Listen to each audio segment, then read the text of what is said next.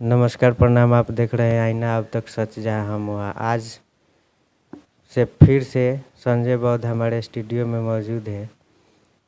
अगला सवाल ये है कि आप आदर्श अपने जीवन में आदर्श किसको मानते हैं? धन्यवाद अजय जी, एक बार पुनः आपके चैनल आईना अब तक को मेरी शुभकामना। जहाँ तक आपका सवाल है कि मैं किसको आदर्श मानता हूँ, तो मेरे जीवन में 3 व्यक्ति है जो विशेष स्थान है जिनका मेरे जीवन में। भगवान बुद्ध, बाबा साहेब अम्बेडकर और मान्यवर कांशीराम जी, ये तीनों मेरे आदर्श हैं।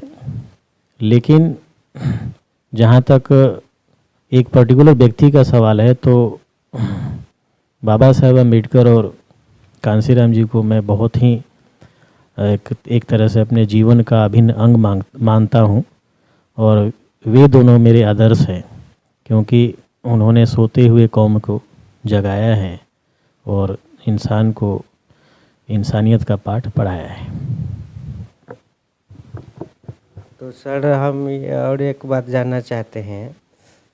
आज़ादी के से 1980 तक अंबेडकर जी का कहीं भी नाम नहीं था। उसके बाद 1980 के बाद उनका नाम मतलब जगह जगह प्रसिद्ध हुआ, चर्चा में आया। तो इसका श्रेय किसको जाता है?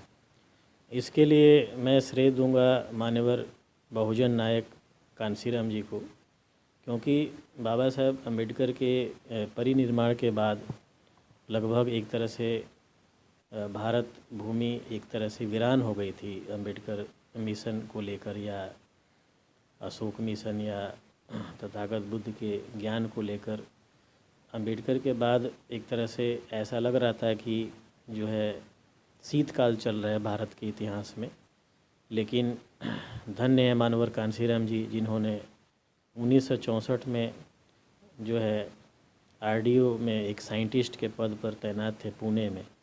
और उन्होंने जब बाबा साहेब की एक पुस्तक उन्होंने पढ़ा, एनहिलेशन ऑफ कास्ट, जाति भेद का खात्मा, तो उस किताब का उनके जीवन पर बहुत ही गहरा असर पड़ा और उन्होंने नौकरी से रिजाइन दिया। उसके बाद उन्होंने बहुजन समाज को अपना परिवार माना और उन्होंने भी प्रतिज्ञा लिया कि बहुजन समाज ही उनका घर परिवार भाई बहन होगा और वे आजीवन अपने घर कभी नहीं जाएंगे। और ये प्रतिज्ञा लेकर उन्होंने 1978 में बामसेफ बनाया और बामसेफ के माध्यम से एससी एसटी ओबीसी और माइनॉरिटी में जितने सर्विस में जो लोग थे उन लोगों को जोड़ा। और उसके बाद 1984 में बहुजन समाज पार्टी अर्थात बीएसपी बनाया और पूरे देश में कैडर के माध्यम से उन्होंने बहुजन समाज को जगाया, बहुजन समाज के लोगों को उनके इतिहास से अवगत कराया। कांशीराम जी ने बाबा साहेब के जीवन मिशन को बताया लोगों को कि बाबा साहेब किस तरह के व्यक्ति थे, वे क्या चाहते थे और हमारे लिए उन्होंने संविधान में क्या करके गए। तो इस तरह से पूरा का पूरा श्रेय आज करोड़ों लोग बहुजनों में, जो पत्रकार हैं, जो प्रोफेसर हैं, जो टीचर्स हैं, जो लोग बहुजन मिशन को चला रहे हैं, ये करोड़ों लोग जो थे बाबा साहेब के समय में। बाबा साहेब ने एक पत्रिका निकाली थी, मूक नायक, अर्थात मूक का मतलब होता है कि दर्शक, वो बोल नहीं सकता। और जहाँ तक हमारा समाज गूंगा बहरा था, आज हमारे समाज में लाखों करोड़ों लोग हैं बोलने वाले, और इसका श्रेय जो है मान्यवर कांशीराम जी को जाता है।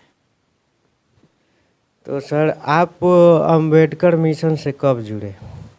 एक्चुअली मैं जब यहाँ सिवान से अर्थात अपने गांव लहेजी से जब मैं दिल्ली गया 1999 में, 1999 में, तो वहाँ जाने के बाद 2001 में कुछ मिशनरी साथियों से मैं मिला और उनके सानिध्य में आने के बाद उन्होंने बाबा साहेब के बारे में हमें बताया, समझाया।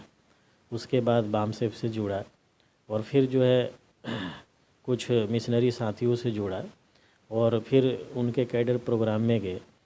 लगातार 2-4 साल कैडर प्रोग्राम में मैं जाता रहा और कैडर प्रोग्राम के माध्यम से मुझे मिशन के बारे में जानकारी मिली। जब मैं मिशन को पूरी तरीके से मैं समझ गया, उसके बाद मैं पीछे मुड़कर अब तक नहीं देखा। और उसी दिन मैंने संकल्प लिया कि मैं भी कम से कम बाबा साहब का जो मिशन था उसका मैं एक सिपाही बनकर उस मिशन को पूरा करने में जहाँ तक हो सके मैं योगदान दूँ। तो सर बाबा साहेब कैसा भारत चाहते थे? बाबा साहब एक्चुअली उनके जो वॉल्यूम्स है या उनके जो स्पीचेज है भाषण उसमें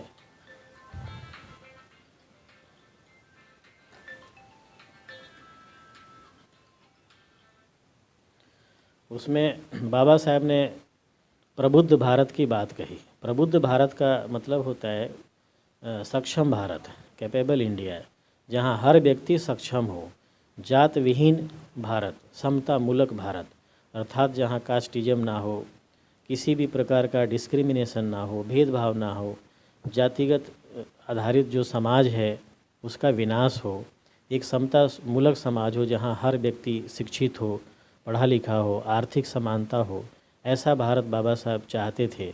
और इसके लिए जो एक शब्द में उन्होंने कहा था प्रबुद्ध भारत, उसी बात को मान्यवर कांशीराम जी ने कहा था मेरे सपनों का भारत, सम्राट अशोक का भारत। अब उस भारत को बनाने की जिम्मेदारी हम सब युवाओं की है और इस समाज में जो भी पत्रकार भाई हैं जैसे अजय जी आप हैं, ये आप लोगों की भी जिम्मेदारी है कि बाबा साहब के सपनों का जो है भारत हम बनाएं।